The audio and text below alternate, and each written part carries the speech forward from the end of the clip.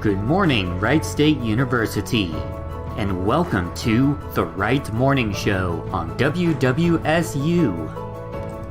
Start your day the right way with us. We will be covering current events in the news, local, national, and from Wright State. We will provide a daily dose of inspiration and positivity to lighten your day. And we will have a special feature depending on the day of the week.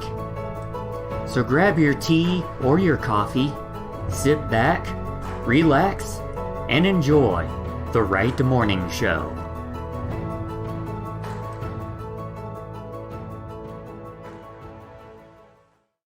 Good morning. Welcome to the Wright Morning Show on WWSU Radio 106.9 FM for Friday, October 8th, 2021. With me this morning is Lefik Chimuk on Discord, as well as Harmony on the phone. How are you both doing this morning? Woo! Almost done with my coffee. And speaking of Discord, there's a lot of that going on right now. I can't wait till Mercury retrograde leaves. Oh, tell me about it. I'll tell you about it later. I'll call you after the show. Oh, good. I was hoping. Oh, my gosh. Yeah. It's crazy out there. Oh, yeah. There's apparently my kilt, the black kilt that I'm wearing today, turned into the lint catcher for my dryer. And it's got a bunch of lint on it, and I'm upset about that. At least it's not having a wardrobe malfunction. You could be kilting yourself in other ways, so yeah, be grateful. Oh, dear. Yeah, so I got to figure out how to get all this lint off of my kilt after the show. You need a lint brush. I must get you a lint brush, Triple P. Yeah. All right, let's get into our current events on that note. From WDTN, a Fairborn man wins first place in National Beard Competition. Nice. We got our next Santa Claus here. A Miami Valley man in Fairborn is on the map by taking home the top prize in his category in a National Beard Competition. Corey Gill of Fairborn has pretty much always had a beard since he could grow one, but in the last 10 years old. Yeah. But in the last few years, it's won him some titles while also raising money for charity. I started going whaler last October as a challenge, and I kind of stuck with it. I've been on a winning streak, said Corey. Known as Ghost for his white beard, he's part of the Beard Mob Club. Nice. Interesting. He recently took home the blue ribbon in the biggest beard and mustache competition in the United States. You can read more at WDTN.com. He's got a pretty big beard. Oh, I'll have to check that out. DBZ top rival. From WHIO, malfunction releases nearly 100 gallons of fire suppressant foam at Wright-Patterson Air Force Base. Oopsie. Oh, foamy. I bet that was... I wonder if the personnel over at Wright-Patterson Air Force Base had a little fun with it. John, you want to jump into the foam pile? All right. Wright-Patterson Air Force Base says an electrical component malfunction caused nearly 100 gallons of fire suppressant foam on the base Thursday. Nice. According to a release, no pun intended, the malfunction happened in an aircraft hangar 4016 on Wright-Patterson Air Force Base's Area A. The foam was an alcohol-based expansion foam known as Ansel Jet X, which cools the blaze and coats fuel, preventing its contact with oxygen. The 88 Civil Engineer Environmental Management personnel, with assistance from Fairborn's wastewater treatment plant officials, are working to reduce the impact to the base and surrounding communities. Nice. The Dayton Daily News says that a $35 million Dayton school grant, I guess, the article headline got cut off there, was passed, and this will change lives. So check it out at Dayton Daily News. The Dayton Business Journal has an article about the Wright State University alum headed to ABC's Shark Tank. That's interesting. Ooh. Unfortunately, the Dayton Business Journal has a paywall, so I cannot give you that article. Mm. From WDTN, health officials say we need your help now more than ever. Medical leaders from hospitals across the Miami Valley spoke yesterday about the continuing rise of COVID-19 Delta variant cases in the region and its impact on healthcare workers at hospitals in the Dayton area. For the last 3 weeks, hospitals in the Miami Valley have maintained 350 to 390 patients due to COVID on the Delta variant alone. The patients that we're seeing inside the walls of our hospitals right now are younger, sicker, and having longer lengths of stay than what we've previously had with other variants, said President and CEO of the Greater Dayton Area Hospital Association, Sarah Heckenbrecht. Heckenbrecht said the population caregivers are seeing has an impact on frontline workers. Today, staffers spend more time with people who look like them, have a similar family or life experience or life circumstance, Hackenbrecht said. It's having a significant impact on the mental wellness and health of the caregivers. Medical professionals warned of the coming storm as flu season is upon us and Delta variant patients fill hospitals. The time has come to help us weather the next step with COVID-19 and the Delta variant as we prepare to also manage our seasonal flu. Hospitals continue to encourage and provide vaccines and have begun administering booster doses. Health officials also said they are waiting for approval on additional vaccines and treatments to bolster the immunity of the entire community. You can read more at WDTN.com. Let's see here.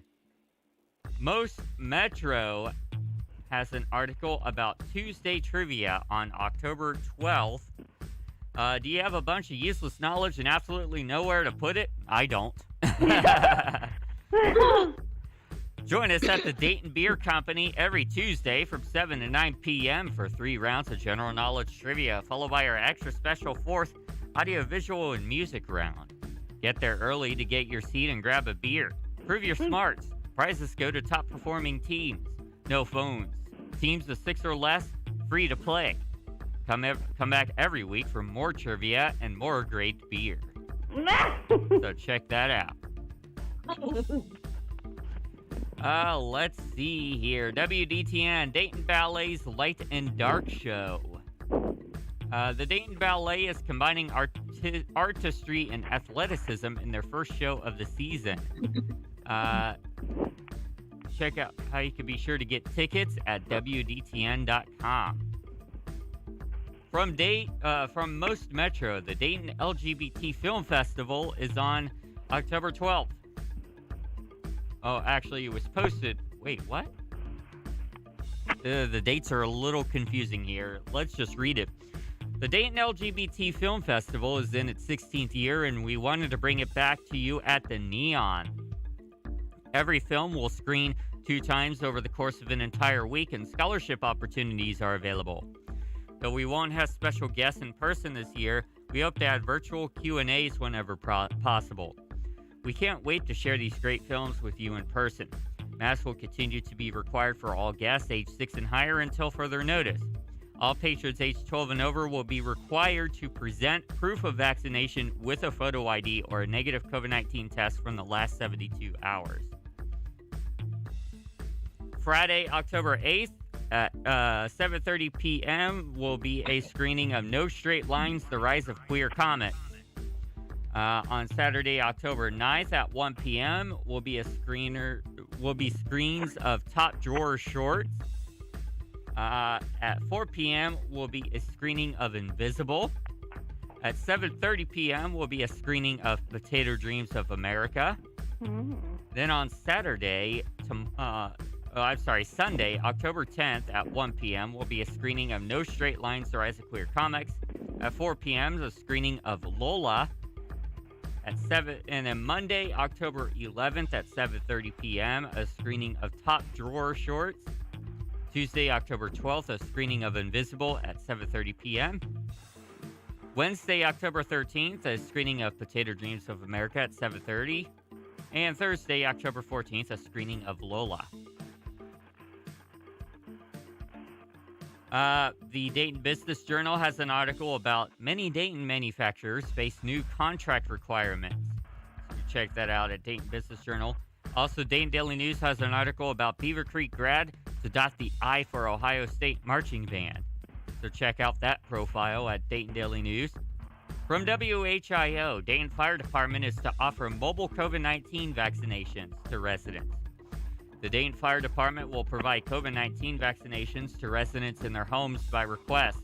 The DFD Community Paramedicine Team will provide initial doses and second doses for any Dayton resident. The team will also be able to provide as needed to residents who qualify. The mobile vaccine service will be offered Monday through Friday between 8 a.m. and 3 p.m. The service is free and residents will be scheduled based on availability of the team. Anyone interested in scheduling a vaccine appointment could do so by calling Community Paramedicine at 937-333-4535 or by emailing dfd_community_paramedicine at daytonohio.gov. All right, we're going to now go to global and national news, but first, your weather forecast for Wright State University.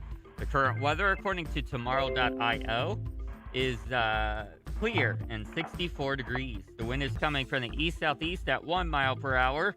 The relative humidity is 95%, so it's a little bit muggy out there, a little bit moist. Moist. The visibility is 8 miles. The air quality is moderate. The 12-hour hyperlocal forecast calls for, we're going to have a little bit of overcast skies up until about 7 p.m., and then it's going to start clearing out, according to tomorrow.io. Temperatures are going to peak around 73 degrees at 3 p.m. Here's your weather forecast from the National Weather Service. I bet the National Weather Service is going to have a slightly different viewpoint on the forecast. Today, it will be mostly cloudy in the morning, followed by a chance of showers in the afternoon. A high in the upper 70s. Tonight, mostly cloudy, low around 60. Saturday, mostly sunny, high around 80. Saturday night, partly cloudy, low around 60.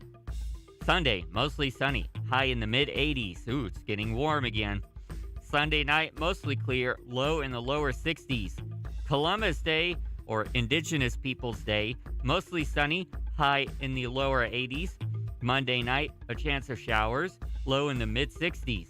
Finally, Tuesday, mostly sunny, high around 80. Here's your global and national news. We're going to start with the New York Times. The COVID fable. In the final weeks of the summer, with COVID-19 cases soaring and the rituals of autumn about to resume, many people assumed that the pandemic was on the verge of getting worse. Children were returning to classrooms 5 days per week, Broadway was reopening, and movie fans were heading to theaters again. In football stadiums across the country, fans were crowding together, usually on masks, to cheer, sing, and drink. Given all of this and the Delta variant, public discussion had a decidedly grim tone as the summer wound down. It may only get worse, replied a Politico headline. The new school year is already a disaster, Business Insider reported. The Washington Post cited an estimate that daily caseloads in the U.S. could reach 300,000 in August, higher than ever before. An expert quoted in the Pittsburgh Post-Gazette suggested the number could be even higher than that. In the New York Times, an epidemiologist predicted that cases could rise in September because children were going back to school. But what actually happened? The cases plunged. The best measure of U.S. cases peaked around 166,000 on September 1st, the very day that seemed to augur a new surge. The number of new daily cases has since fallen almost 40%. Hospitalizations are down about 30%. Deaths, which typically change direction a few weeks after cases, have declined 13% since September 20th. To be fair, forecasting a pandemic is inherently difficult. Virtually all of us, expert and not, have at times been surprised by COVID and incorrect about what was likely to happen next. It's unavoidable. But there is a pattern to some of the recent mistakes, and understanding it can help us avoid repeating them. The New York Times has details about those mistakes, especially vaccinations. So be sure to check out the morning edition of the New York Times to read more. Other headlines from the New York Times for this morning include the following. A yard worker is making a lot of noise at Harmony's yard. Oh, I'm going to put myself on hold for a moment then. It's all right. The school year, I was pretending that was one of the headlines. The school year have been reassuring. Children 5 to 11 could begin receiving Pfizer shots next month. San Francisco will ease indoor mask requirements for vaccinated people. There is a guide from Tara Parker Pope about how to use rapid at-home COVID tests, if you can find them. Keep in mind there is a shortage of them currently. The Senate voted to lift the debt limit until December after Chuck Schumer and Mitch McConnell, the Democratic and Republican leaders, reached a deal. The bill now heads to the House. Donald Trump is instructing aides not to comply with subpoenas from the committee investigating the Capitol riot. The U.S. has been secretly training Taiwanese military forces, the Wall Street Journal reports. Some Texas clinics resumed abortions after a judge paused the state's near-total ban, but most did not, fearing lawsuits. Less food, more car crashes. There are 6 aspects of American life that climate change threatens. You could check that out at the New York Times. President Biden will restore environmental protections to Bears Ears and 2 other national monuments. 2 journalists, Maria Ressa of the Philippines and Dmitry Muratov of Russia, won the Nobel Peace Prize. Tesla will move its headquarters to Austin, Texas. Ireland, a low-tax haven, said it would join a deal setting a global minimum corporate tax. New York City is ending its gifted program, which is highly selective and racially segregated for elementary students.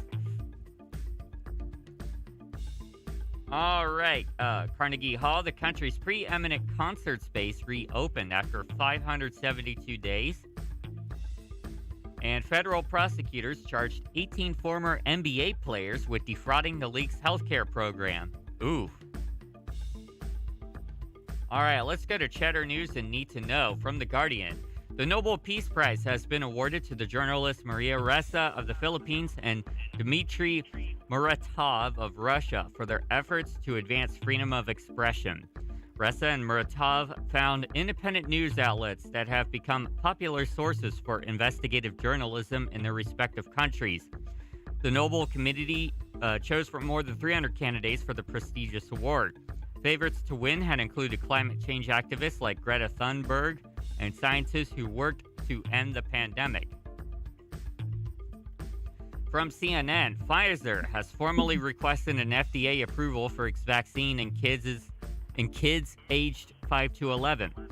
Assuming the FDA's timeline is similar to what it took to authorize that vaccine for older kids, the shots would become available to younger children in early November. The regimen would be the same, 2 doses, spaced a few weeks apart, but with smaller quantities of the vaccine. From Politico, the Senate passed legislation to avoid a looming federal credit default after 11 Republicans joined all 50 Democrats to allow a vote on a short-term debt ceiling fix. The final vote passed with just Democratic supporter after Mitch McConnell said that the majority party needs to lift the debt ceiling on its own. For all the political maneuvering, the vote just punts the debate until December, when Congress also faces the deadline to fund the government for the next fiscal year. From the Wall Street Journal, a small group of U.S. troops has reportedly been operating covertly in Taiwan for at least a year. About 24 special operations forces and Marines are said to be helping train Taiwan's military amid growing concerns that China could be laying the groundwork for an invasion of the island. Oh, God. Taiwan's defense minister estimates this week that Beijing could have the capacity to launch a full-scale attack on Taiwan by 2025, with minimal casualties. Oh, God. Yep. From San Francisco Gate, Elon Musk says he's moving Tesla's headquarters from California to Texas, making good on a threat from last year when he called California's COVID lockdowns fascist. Musk told shareholders he made the decision because there's a limit to how big you could scale in the Bay Area. While Tesla headquarters will move to Austin, the company's huge manufacturing plant that's in California will continue to expand.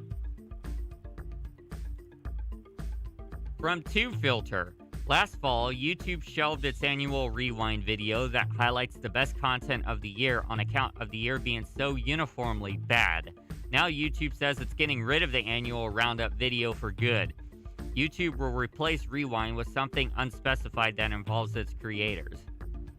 To be fair, nobody missed the YouTube Rewind because nobody liked them. Because YouTube Rewind has historically gotten some of the most dislikes of any videos on YouTube. From ESPN, 18 former NBA players have been indicted on charges that conspire to defraud the league's insurance plan. Federal prosecutors allege that the players, including one-time Celtics stars Tony Allen and Glenn Big Baby Davis, filed fraudulent medical and dental claims and then pocketed the reimbursements to the tune of $4 million. Oh, God. $4 million Yeah. piece? Really? Seriously, come on now. Yeah.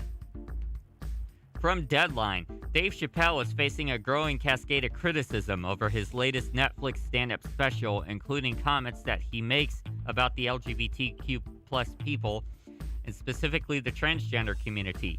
Oh, for God's sake. GLAAD condemned Chappelle for ridiculing trans people in his comedy, while the National Black Justice Coalition is calling on Netflix to pull the plug on the special entirely. Oh, jeez. The Closer marks Chappelle's final special as part of a $60 million deal with Netflix.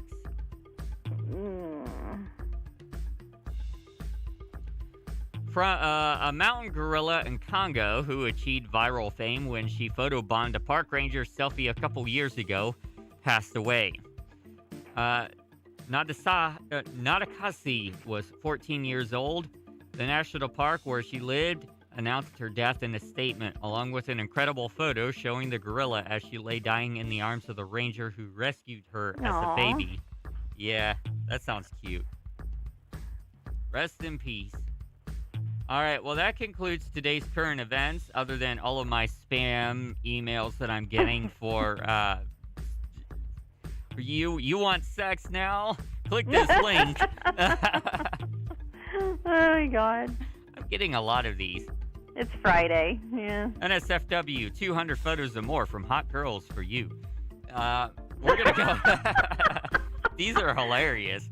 We're going to go ahead and take a break on the Right Morning Show. When we come back, we're going to go ahead and get to our daily dose of inspiration. Today, we're covering part 2 of establishing a self-care regimen. So everybody stick around. You're listening to WWSU 106.9, The Right Morning Show. And now, another Hoganism with Chris Hogan.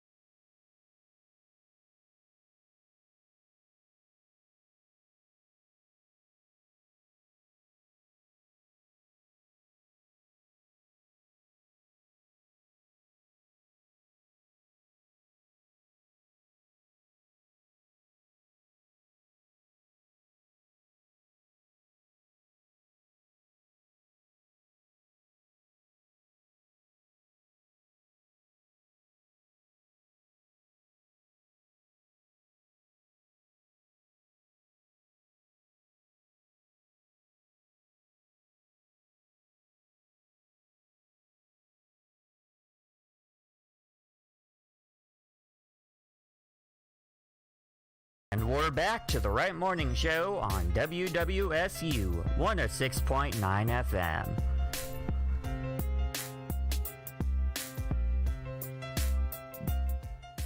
Welcome back to the Right Morning Show on WWSU 106.9 FM. We're going to get into our daily dose of inspiration now. So yesterday, you may recall that we started covering The Power of Sustainable Self-Care on mindful.org, written by Shelley Tygielski.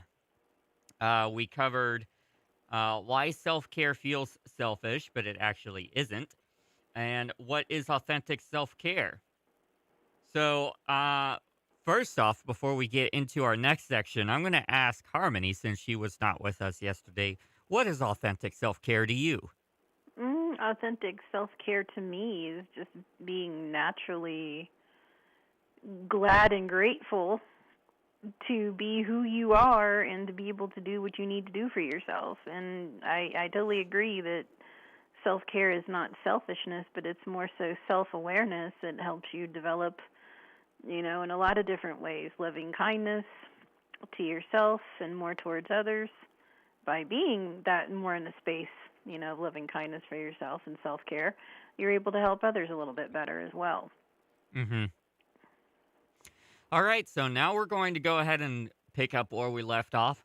What does a sustainable self-care regimen look like? It doesn't look like a list of New Year's resolutions. No. Most of those never get kept anyway. Just because I wrote down a list of things that I knew should be the cornerstone of my self-care plan didn't mean I suddenly enacted everything without fail from then on. I failed miserably, in fact. Following through was incredibly difficult. There were days I didn't seek support or get exercise. Days when I ate and drank things I knew would increase my inflammation. Like Grandma's mini sandwich cream cookies that I'm eating right now. We are not sponsored by them. Or banana flavored coffee. That doesn't taste much like bananas. It smells like bananas more than it tastes like them. Anyway, continuing on. I didn't always create healthy boundaries with others. Oftentimes, I took on more than I should have. My lingering guilt over being a single mom and my need to please people in order to amplify my self-worth didn't vanish. Eventually, though, by not beating myself up for these infractions and by giving myself permission to begin anew each day, coupled with putting in place the most critical component of all, a community of self-care, I was able to develop a self-care rhythm. Through this trial and error, I learned that to be sustainable, a self-care plan needs to be gentle enough to work. It has to be incremental and composed of a lot of little things. Self-care might start as a set of promises we make to ourselves, but to enact them, we need to find a rhythm that we can live with. Like a musical rhythm, a self-care rhythm is a regular, repeated pattern of actions that helps maintain the song of our life. Mm-hmm. This rhythm is integrated into and supports whatever we are already doing on a daily basis. It's not a disruption. Rather, it enhances our life. There are actually 4 self-care rhythms we could focus on: daily, weekly, seasonally, and annually. Getting into a new self-care groove won't be easy at first. Like most people, I have a hard time creating and maintaining a balance between work, social life, family, and other obligations. Every evening and on the weekends, I would take my work home with me, whether it was task-related work or emotional work. Of course, I couldn't entirely stop bringing work home at times, but I needed to establish a more formal separation between work and my personal space. One of the ways that helped me create a better work-life balance was to identify the mudrooms in my life, so to speak. Just like a home's entryway, I developed formal transition rituals or practices that allowed me to shift from my public self to my personal self. Over time, these micro-practices became healthy habits that contributed to my overall self-care. For example, on my commute home, I practiced mindful driving in silence instead of taking phone calls or listening to talk radio like this one. There you go. As soon as I got home from work, I took a walk around the block with the dog and without my phone. After arriving somewhere, I sat in my parked car for a few moments and took the time to do a quick breathing exercise, and then set an intention before rushing into the house or into my son's preschool. These seemingly small things allowed me to let go of the stressors from work and to show up more fully present in the other areas of my life. Like a mudroom, they helped me wash off the proverbial mud from my shoes so I can move on to the next activity without tracking emotional dirt from my previous one. These became integral parts of my daily self-care practice. To achieve a weekly rhythm, I wanted to balance my activities between four different areas that I identify: work, family, relationships, and me time, and my cultural traditions. Every week, I try to be conscious about making sure that each of these areas was getting enough of my time and that they were balanced in ways that provided me energy and nourishment. Then I looked at longer stretches of time and considered each season and each year and asked, was I providing for all of my needs on a regular, ongoing basis? This took careful scrutiny and constant adjustment. Not every day, week, season, or year is the same, and I never found a perfect balance or formula that worked all the time. So, real quick, what does an authentic self care regimen look like to you? I'll take it first to Laughing Chipmunk. What do you think? Okay, repeat the question again. What does an authentic self care regimen look like for you? Um, physically or mentally or both? It could be all of them. Well, let's see. Right now I'm trying to pay more attention to the mental self-care. Um, because I have the anxiety issues, panic issues. I need to take care of those first and foremost. Yeah. And I just take my supplements and do what I can to, keep that in check. And then with the seasonal, I have the seasonal sad stuff going on when winter comes, and I need to take care of that and deal with that the best I can. Hmm. And so that's it for the mental stuff. And the physical self-care is really trying to drop some weight and trying to get in better health, and watch my sugar levels and stuff like that. So it's both for me. What about you, Harmony? Well, first of all, Chippy, I need to correct you. You're Yes. not trying, you're working towards. Change your vocabulary, girl. Oh, Working sorry. towards. Okay, I'm working towards. Yes, trying is Yes. effort. So we don't want Yes. any effort. It's like too much effort. We want working towards. You want effort, not effort. Yes. As far as I'm concerned, I'm always trying to self-improve by taking some classes here and getting through those, which is interesting because we discussed something like that the other evening to a degree. And for the most part, it's just more or less taking more time to really inspect me as a person and what my needs are. So going to my Ayurveda person in Beaver Creek, she's got me on some stuff, which is really good. It's actually helping, which is awesome. So it's helping the physical body, and doing pretty good there. And just very much so figuring out what foods are more accommodating for me these days. And actually I've been finding I haven't been going into my usual rampage, so I've not really been, getting snacks at the grocery store or anything like that, and cut way back on the sugar sweets, and just kind of changing some things around, sleeping patterns, habits. I'm on more of a schedule now, and food more of on a healthier type of crunch and munch, and just I don't know, just watching out, and living in the present moment. And yesterday found myself, it was a very challenging day yesterday for myself and a few other people, and I found myself several times going into the mantra, I am in the eternal now, I am in the present moment. So whenever I started to have thoughts that weren't so great, instead of going with that thought, which was just a made-up story in my mind, I just kept saying to myself, I am in the now, I am in the moment. All there is right now, right here, right now. There is no thing, no place, no time, nowhere. I'm no one. I'm just energy. I'm here right now. So that's the big one for me right now, is just becoming more present. Yeah. All right. Let's continue on. Making room for messed up my microphone. Making room for self-care. Consider the rhythms of your daily life. What would qualify as your mudrooms?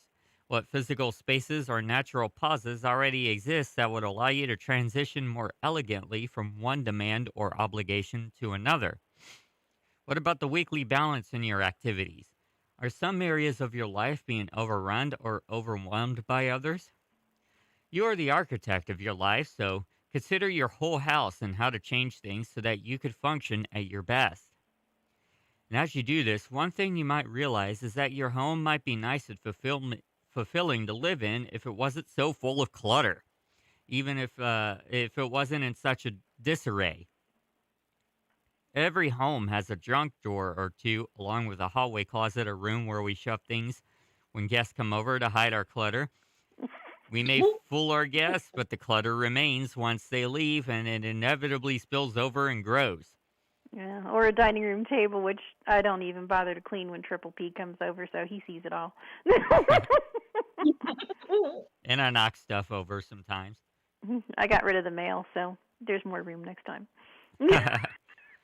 Mudrooms are like magnets for clutter, full of carelessly strewn shoes and boots, rain jackets and winter coats, single gloves without a matching pair, duffel bags filled with equipment and uniforms, and even bags of new but unused items that, despite our good intentions, are still waiting to be returned to the store even after months and months.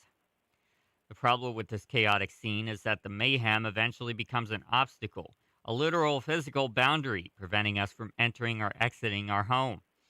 Before leaving the house, we waste time pawing through this minefield looking for the other shoe or that matching glove. Sounds familiar to me. It sounds familiar to me, but I don't usually have that problem sometimes. But. So, what can undo this madness? A team effort, of course. We need to take a community approach to the common cause of self-care. Despite my efforts and best laid plans, writing down and chunking my self-care activities, focusing on mudrooms and building smaller habits, I'm still consistently falling short on my goals, or did. I couldn't adhere to my self-care plan because I was constantly tripping over my own clutter. So creating a community of self-care. Eventually, all the women in my life who had become my support system were the ones who helped me get this mess in order. These women were friends who became sisters.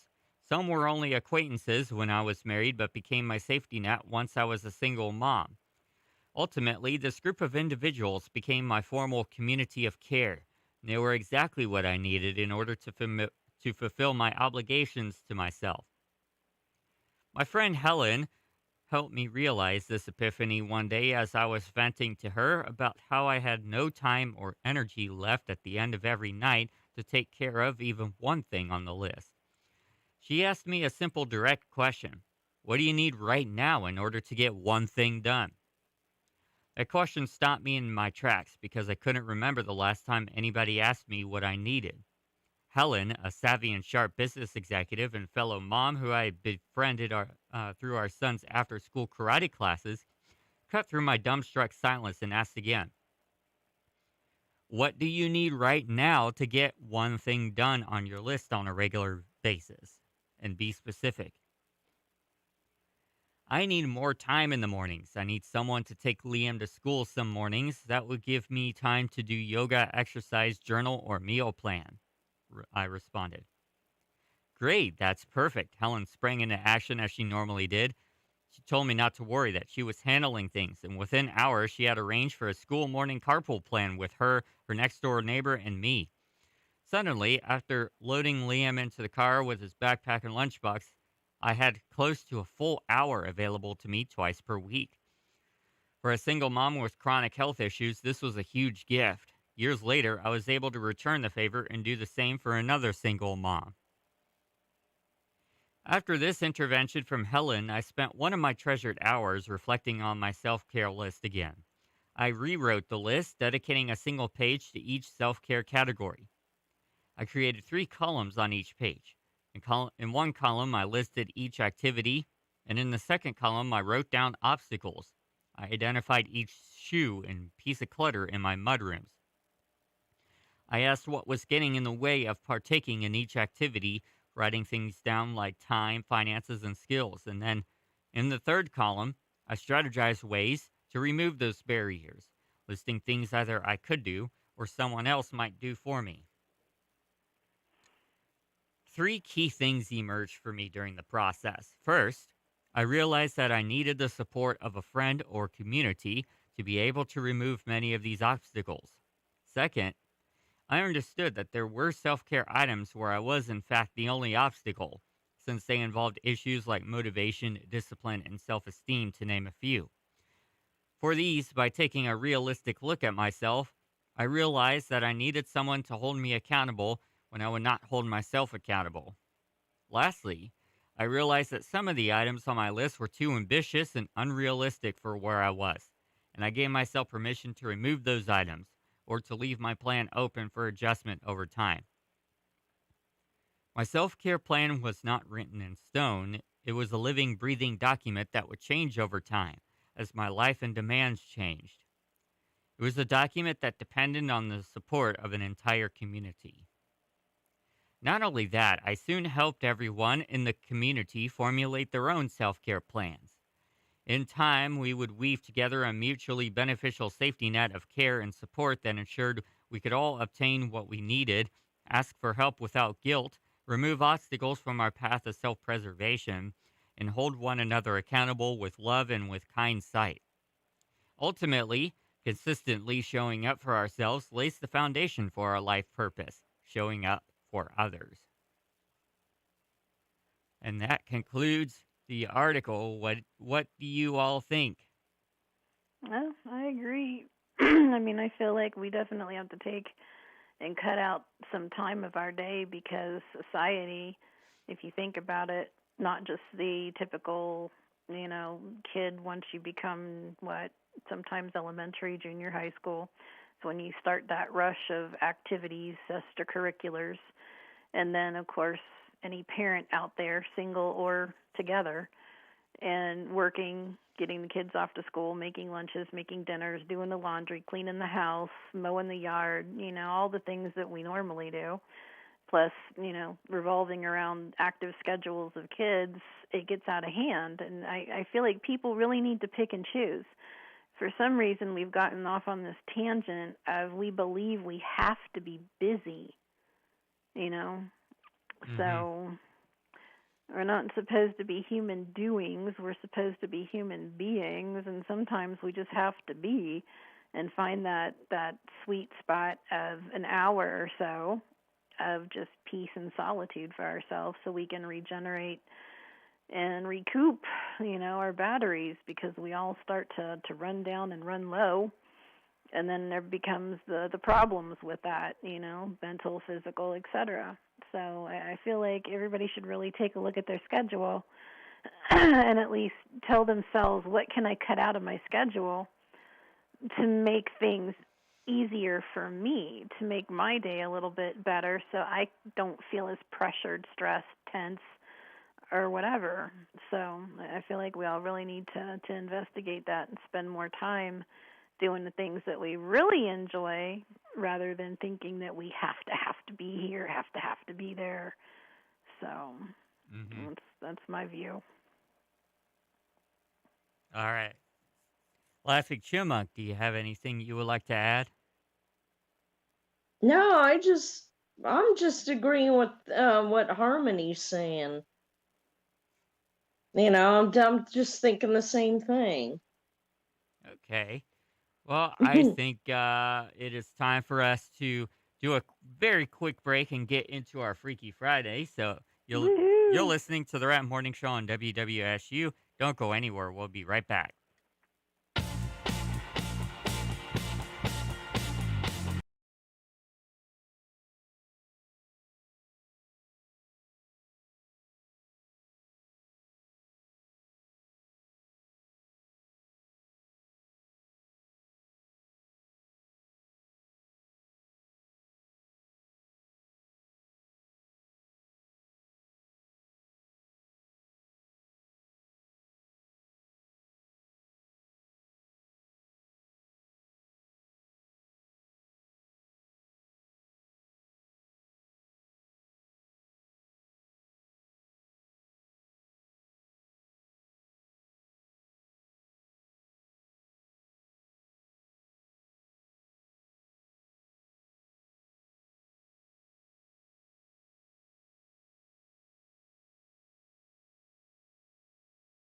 And we're back to the Right Morning Show on WWSU 106.9 FM.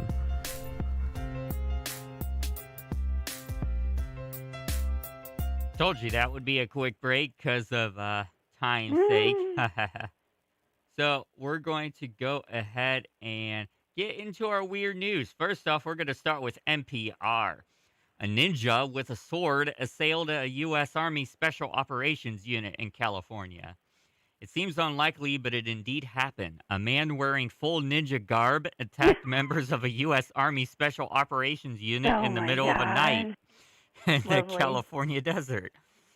God. Setting off a scramble for safety and resulting in at least 2 injuries, according to police and other records. The incident occurred a little after 1 a.m. on September 18th when authorities in Ridgecrest, California, got word of a sword-wielding man dressed as a ninja on the loose in the Inyo Kern Airport in Kern County, north of Los Angeles. God. Kern County Sheriff's deputies found the suspect had assaulted a victim at the scene with a sword and thrown a rock through a hangar window, hitting an additional victim in the head. Wow. Oh, well, at least the victim didn't turn into a shish kebab, and I'm sure old dude was wearing a pair of black silk pajamas thinking he was all that. Wow. Let's see here. There's an extra part to this. Police officers located the ninja suspect on a nearby road, but the man refused to follow commands and brandished the sword at deputies. Oh, bonus! Projectile rounds were used, but were ineffective, it added. Instead, the man ran. When deputies used the taser on him, he dropped the sword, and deputies were able to take him into custody. Wow. Whoa. He was charged for attempted homicide, assault with a deadly weapon, brandishing a weapon with the intent to resist or prevent an arrest, along with vandalism and obstructing or delaying a police officer in the performance of their duties. Oh, wow. And probably for wearing his pajamas, too. So, I mean, better that than wearing nothing. Well, that'd be interesting. Then we'd add public indecency to the list, which would be really amusing. Yeah. Wow. That's the wrong sword. Anyway. A crypto trading hamster performs better than Warren Buffett in the S&P 500. Oh, wow. What if we told you there was a hamster who had been trading cryptocurrency since June and recently was doing better than Warren Buffett in the S&P 500? Who is that hamster? Mr. Gox, a hamster. A hamster who works out of what is possibly the most high-tech hamster cage in existence. It's Oh, wow. designed so that when Mr. Gox, G, mind you, runs on a hamster wheel, he could select among dozens of cryptocurrencies. Then, deciding between two tunnels, he chooses whether to buy or sell. God, Oh, wow. that's one intelligent hamster. I want that hamster. Where do I find one? According to the Twitch account for the hamster, his decision is sent over a real trading platform and real money is involved.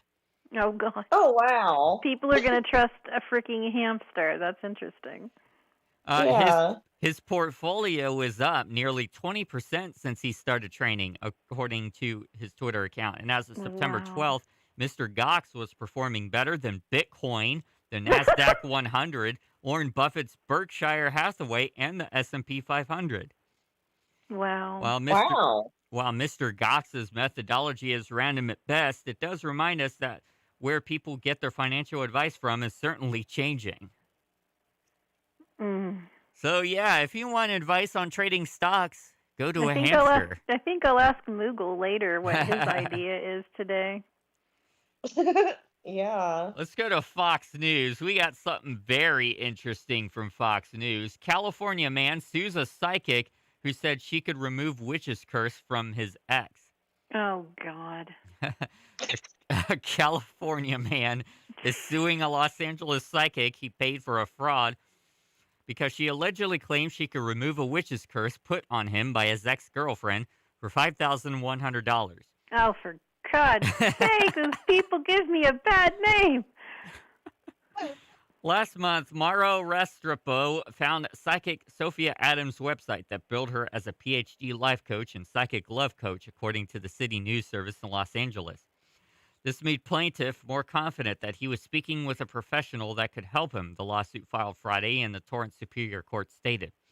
Adams gave Restrepo a tarot reading when he visited her office in Palos Verdes Estates and told him he had a mala suerte, or bad luck, put there by his ex-girlfriend when she hired a curse-casting witch. Uh-huh. And how does he know this? Don't know. Yeah. Adams allegedly claimed his family would be unhappy and in danger unless he paid her $5,000 to remove the curse. That is definitely That's definitely bogus. fraudulent. That is bull crap because of the thoughts that man is putting out are causing bad things to happen because he believes in it. Whatever you believe in is going to happen. Yeah, just a pro tip, if you ever get a psychic that says something to the effect of, For that amount of money, you need to pay me to remove this, otherwise you're going to have bad you luck. walk out right Get then out. and there. Yeah, Get exactly. out. I agree. If I'm going to do something like that, I would do it for free. Plus, I don't, like I always say, as you believe it, it is done unto you. It's in the Bible. Check it out. Anyway, So. he is suing for $25,000 in damages. Wow. Oh, this one's interesting. And of course, it's from Florida. Florida state troopers were seen chasing an elderly man riding a scooter on Turnpike in viral video. Oh, God. An elderly man was seen leading Florida state troopers on a slow-speed chase in a viral video. The bizarre encounter happened northbound on the Florida Turnpike somewhere near mile marker 9 after 4:30 p.m. At least 3 Florida state trooper vehicles can be seen following the man on his scooter, who is driving on the left shoulder. Decked out in a white golf hat and a red polo shirt, he's driving well below the turnpike speed limit of 70 miles per hour. Oh, my God. Well, yeah, because scooters can't go that fast. Obviously. Florida Highway Patrol told Fox News the troopers responded to the area and made contact with a 75-year-old Hispanic male who told them he had accidentally gotten on the highway and didn't know how to exit. Oof. The troopers escorted the man to the next exit ramp to a safe location off the highway. Okay, so it wasn't criminal. It was just confusion. But still, that's interesting. Let's see here. What else can we find from odd and bizarre news? A Cape Cod diver was swallowed and spit out by a humpback whale. Oh, wow. For 30 to 40 seconds, Michael Packard struggled to escape the whale's mouth and wondered if he would be swallowed whole. In his story, a man was swallowed by a whale, and it didn't take place in the pages of the Old Testament to a man named Jonah. Yeah, I was going to say that was Jonah, not Michael. Michael rowed the boat ashore, but evidently he got swallowed by the whale. Yeah. So Packard had set off early in the morning on Friday, June 11th, to dive for lobsters with his fishing partner, Hosea Mayo. After a disappointing first haul, Packard dove under the water to try again. But as he scoured the sandy bottom of Herring Beach Cove, something suddenly struck him from behind. All of a sudden, I felt this huge shove, and the next thing I knew, it was completely black. From the surface, Mayo watched as Packard's air bubble suddenly vanish, but he couldn't have possibly guessed what had happened to his partner. A humpback whale had accidentally swallowed Packard in one huge gulp. Everything went dark, Packard said. I was like, oh my God, did I just get bit by a shark? Then I felt around and realized there was no teeth, and I had felt really no great pain. And then I realized, oh my God, I'm in a whale's mouth. I'm in a whale's mouth, and he's trying to swallow me. Oh, God. For a terrifying stretch of 30 to 40 seconds, Packard struggled in the darkness. Questions raced through his head. He still had his breathing apparatus on. Would he be stuck in the whale's mouth until he ran out of air? What would happen to his wife and teenage children? I thought to myself, okay, this is it. I'm going to die.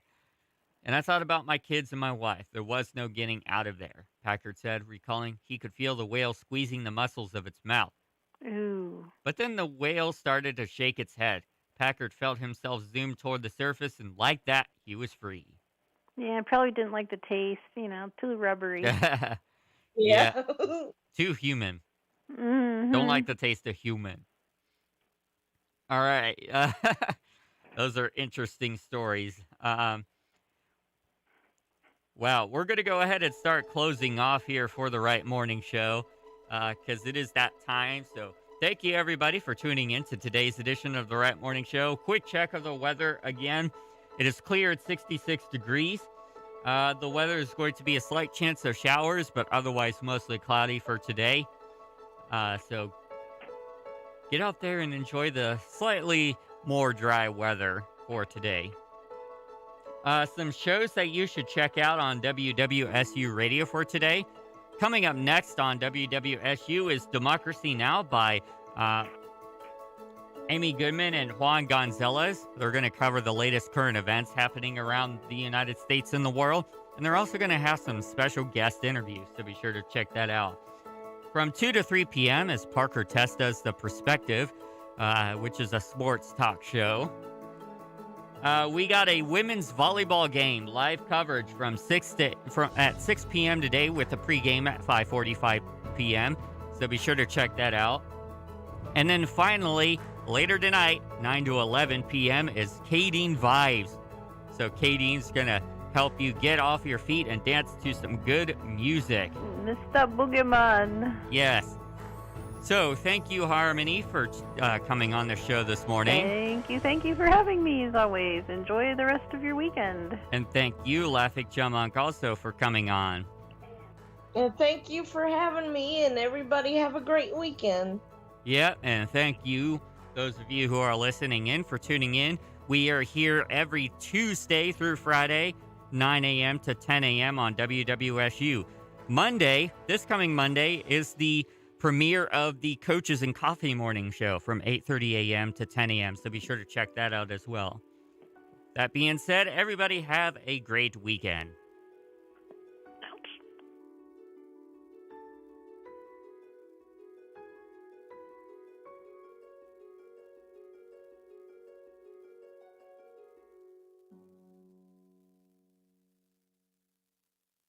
You are now listening to WWCU 106.9 FM, Fairborn, Dayton, Dayton's right choice, and you can also listen to us online at WWCU106.9.org.